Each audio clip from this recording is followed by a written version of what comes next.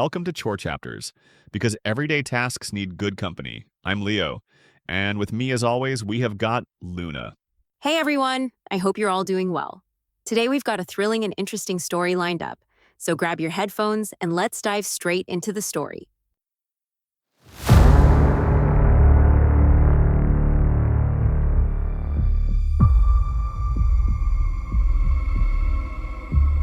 Okay, let's dive into one of the most genuinely baffling mysteries we've encountered. Picture this. A body, naked, decomposing, zipped and padlocked inside a sports bag. Not just anywhere, though. No, exactly. In the bathtub of a locked flat in central London. And the victim, Gareth Williams, a brilliant mathematician, a code breaker working right at the heart of British intelligence, GCHQ MI6. It's an image that sticks with you, doesn't it? Mm-hmm. And it immediately throws up the core puzzle that all the sources we've looked at grapple with. Was this a terrible, perhaps self-inflicted accident linked to his private life? A life that seems, well, much more complex than his job suggested. Or was it something else? A deliberate killing? Maybe even professionally motivated, followed by a cover-up. That's the crux of it. For this deep dive, we've gathered quite a mix of material, everything from online forum discussions where people are really trying to pick apart the evidence to the official inquest reports and testimony. Right. Our mission here is to unpack all that, pull out the key facts as presented in these sources, and look at the different ways they're interpreted. We want to help you get a solid handle on what the evidence actually says and maybe why this case remains so unresolved. Okay, so maybe we should start with the man himself, Gareth Williams. Who was he? Good idea. Born in Wales, 1978. Described as a maths prodigy from a young age. By 2010, he's this code breaker on secondment that's like a temporary posting from GCHQ, which is based in Cheltenham, to MI6 in London. And working for MI6, I mean, that's a world of intense secrecy, right? Mm-hmm. Governed by the Official Secrets Acts, rigorous vetting, identities kept very quiet. Yeah, and the sources emphasize he wasn't some kind of James Bond field agent. His role was more technical code breaking, providing tech support for MI6 operations. Vital work, sure, but maybe not the broad strategic picture someone higher up might have. His knowledge would be specific, specialized. Exactly. And he lived in a flat in Pimlico, London, a security service cleared flat, basically meant to be a secure place for intelligence staff. But interestingly, despite being in this world, testimony suggests he wasn't entirely comfortable with the MI6 culture. His sister mentioned he disliked the office politics, the sort of competitive social scene. The rat race, she called it. Right. He was apparently more of a country boy at heart, looking forward to going back to GCHQ in Cheltenham, which he found more relaxed. And his second paraga was actually due to end very soon after he died, wasn't it? Yes, just weeks later, in September 2010. And then there are the personal interests that came out. A strong interest in fashion. Yeah, high-end designer clothes found in his flat. He'd taken fashion courses, also a ticket for a drag cabaret show. And some online discussions, speculate about a sudden increase in money, a trip to Vegas, the expensive clothes raising questions for some people. These details, though maybe sensationalized at first, become relevant because they feed into the different theories about what might have happened. They hint at aspects of his life beyond the job. Definitely. Okay, so let's move to the scene itself, because this is where things get incredibly complicated, starting with what investigators called a major failure right at the outset. Yes, the sources really stress this point. Gareth Williams doesn't turn up for work on Monday, August 16th. But MI6, they don't report him missing for a whole week. Yeah. Not until August 23rd. A week for someone in his position. Exactly, and the insight from reports is stark.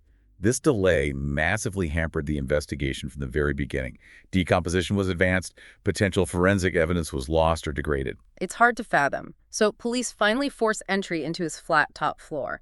And crucially, no sign of forced entry from the outside. The flat, including an internal swing bar lock, was secured from inside. Which leads them to this incredibly strange scene. His body, naked, decomposing, inside this North Face bag, zipped up, padlocked, and the bag is in the bathtub. And the detail that just stops you in your tracks. The key to that padlock, found inside the bag, underneath his body. How is that even possible? Well, that's the million-dollar question, isn't it? The first officer on the scene, Gallagher, testified about, the smell when they moved the bag, and also noted things on a nearby table, a phone, 2 SIM cards, a woman's wig. Forensics initially added more confusion, didn't they? They did. No unidentified DNA found anywhere significant, only Williams's own DNA. There was a tiny trace initially misidentified, but later found to belong to a forensic scientist at the scene. Williams' own DNA was reportedly found on the zipper and the lock of the bag itself. And no signs of a struggle in the flat. Toxicology found no drugs, no sedatives in his system. Other odd details. The heating was turned up high in the flat. Despite it being August. Right. Which some sources see as suspicious, maybe, to speed up decomposition. Others argue, well, maybe not. August 2010 in London wasn't boiling hot. Nights could be cool. Maybe he just felt cold, especially if he was unclothed. It's debated. And the bathroom lights were off. Some sources also mention possible signs that surfaces downstairs had been wiped or cleaned. All these little things, they become pieces of a puzzle that can be assembled in very different ways. So let's look at the first major way the sources try to assemble it. The accident or misadventure theory. Okay. The core idea here is that Williams died alone, that it was the result of some kind of risky personal activity, perhaps a fetish, maybe escapology practice that just went tragically wrong. And there is evidence cited to support this. There's a documented history of, well, similar behavior. Years earlier, his landlady said neighbors had to free him when he'd handcuffed himself to his bedstead and couldn't get loose. He claimed it was escapology practice. But she suspected otherwise. She and others thought it might be sexual. Oh. And supporting that, statements from several former partners confirmed he did have an interest in bondage as a fetish. His computer history reportedly showed searches for bondage sites, instructions on tying people up, even an old membership in a bondage group. So there's a documented interest in restraint and confinement. Yes. And proponents of the accident theory really emphasize the lack of clear third-party evidence. No unknown DNA, especially on the crucial zipper and lock. No signs of a struggle, no forced entry. Flat locked from the inside. For those supporting this view, these facts make inserting a killer into the scenario very difficult logically. They might compare it, sadly, to other accidental deaths involving self-constriction, like the actor David Carradine. And some sources argue that, while incredibly difficult, maybe it's not absolutely physically impossible for someone very flexible to somehow get into and lock that bag. Highly improbable, but perhaps not 100% impossible. They also try to explain away the other odd details, right? Like the lack of fingerprints. Yeah, the argument is that finding usable prints on surfaces like a padlock or bag isn't guaranteed anyway, so their absence doesn't automatically mean wiping. And the heating. Again, maybe it was just personal preference, especially if unclothed, or maybe it kicked in overnight when temperatures dropped. Okay, so that's the accident perspective. Yeah. But there's a completely different way to interpret the exact same evidence. Absolutely. The murder or foul play theory. The core argument here is that someone else killed Williams and then carefully staged the scene to look like a bizarre accident or something related to his private life. And a huge piece of evidence supporting this theory came from expert testimony at the inquest. Peter Falding, he's an expert in confined spaces. Yes, he tried hundreds of times, 300 times, apparently, to replicate getting into a similar bag in a bathtub and locking it from the inside. Yes. Failed every single time. He concluded it was near impossible, even for someone like Houdini. That's pretty definitive. It was incredibly powerful testimony. And crucially, the coroner, Dr. Fiona Wilcox, agreed with him. Her official verdict stated she was satisfied that a third party had been involved in locking the bag. She concluded Williams was unlawfully killed. That's murder. So the coroner's official finding directly supports the foul play theory. Yes, and this theory points to those scene details as evidence of staging. The heating on high, possibly to accelerate decomposition, bathroom lights off. The key being inside the bag, almost tauntingly inaccessible. And those alleged signs of cleaning downstairs. What about motive, though? If it was murder, or why? Well, theories vary widely. Some sources lean towards his work. His family's lawyer suggested dark arts specialists might be involved, given the lack of forensic trace.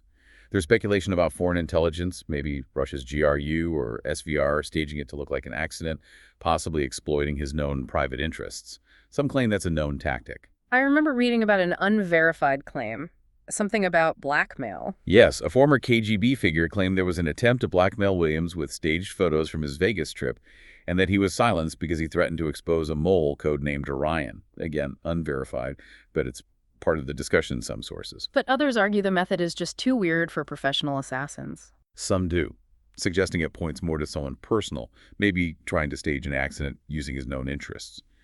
But then again, even if his job was technical, one source highlights he was supporting a highly sensitive MI6 field operation. gathering intelligence from hostile embassies. So, not entirely risk-free. And complexity doesn't rule out professionals either, does it? No. Some analysts compared to things like the Litvinenko poisoning, also a very complex, seemingly convoluted method. And there's even talk in some forums about a darker historical context in Britain, suggestions that disposing of perceived traitors through methods inducing sexual shame, like staged autoerotic asphyxiation, isn't entirely without precedent, historically speaking. But the foul play theory still has to explain the lack of struggle, the lack of forced entry. Right.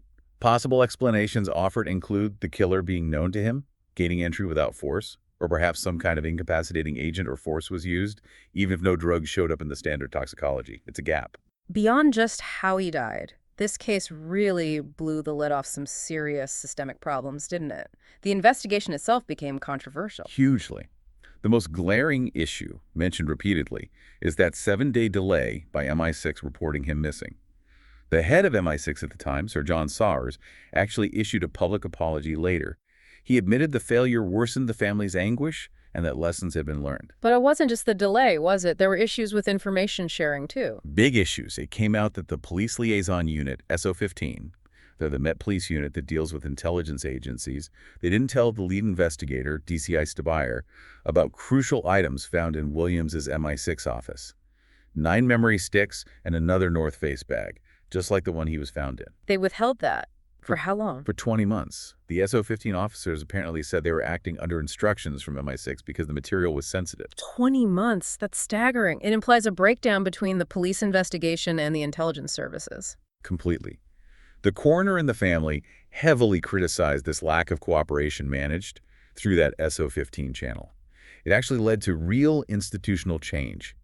The Met Commissioner announced new procedures, so investigating detectives would get unrestricted access to relevant MI6 material in future, bypassing that liaison bottleneck. And meanwhile, the case was all over the media. Oh, it was a massive sensation internationally.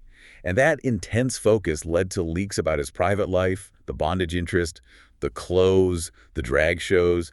Many sources felt these very personal details were deliberately leaked to push the narrative towards tragic accident, which caused his family enormous distress. So you end up with these completely conflicting official conclusions. The coroner says unlawful killing, pointing to a third party. Based on all the inquest evidence. Yeah. But then the Met Police conduct their own reinvestigation, finishing in 2013. And they concluded it was more probable he died alone, despite acknowledging evidential contradictions and gaps. more probable, not definitive. Exactly. So the key takeaway isn't just disagreement, it's that the state itself produced 2 fundamentally incompatible verdicts on whether someone else was involved. It leaves everything hanging, really. It probably helps to quickly touch on the legal world Gareth Williams operated in. The secrecy isn't just cultural, it's legal. Definitely. You have the official Secrets Acts, mainly the 1911 and the updated 1989 Act. These basically criminalize leaking sensitive information if you work for the government. Yeah. And commentators stress that for intelligence officers under the 1989 Act, it's an absolute offense to disclose anything about their work without permission. You don't even need to prove harm was done. And crucially, there's no real public interest defense allowed under that 1989 Act, is there? Not statutorily, no. So even if you thought you were leaking for a good reason, you could still be prosecuted. It has happened. Think of Sarah Tisdall, Clive Ponting, though Ponting was acquitted by a jury. It creates this environment where secrecy is the absolute default, and unauthorized disclosure has serious consequences. And the agencies themselves, MI5, MI6, GCHQ, operate under specific laws, too. Yes. The Security Service Act 1989, the Intelligence Services Act 1994. These set out their legal basis, some oversight mechanisms. But naturally, a lot of what they do remains deeply secret. This legal backdrop is why accessing information during the investigation proved so difficult. There was one anecdote from the public discussions that really stood out to me. Someone mentioned an uncle. Oh, I remember that one. Decades ago, wasn't it? Found dead in eerily similar circumstances, zipped in a bag, bathtub, locked flat, officially ruled a suicide. And he also apparently had some kind of secret government job. Yeah, now obviously that's just an anecdote, not direct evidence for the Williams case. No, but it offers this kind of chilling insight, doesn't it? It makes you wonder, are there other bizarre deaths within these secret circles that get officially explained away, perhaps unsatisfactorily? Is Gareth Williams' case utterly unique, or could it be part of some hidden pattern? It just adds another layer of uncertainty. Which really brings us back full circle to the enduring mystery here. We have these diametrically opposed official conclusions, conflicting expert opinions, all based on the same set of incredibly strange facts. Yeah, many sources basically describe the case as perfectly balanced on a knife edge. There's evidence that seems to strongly support the accident theory, and equally strong evidence pointing towards murder. And both theories leave major questions unanswered.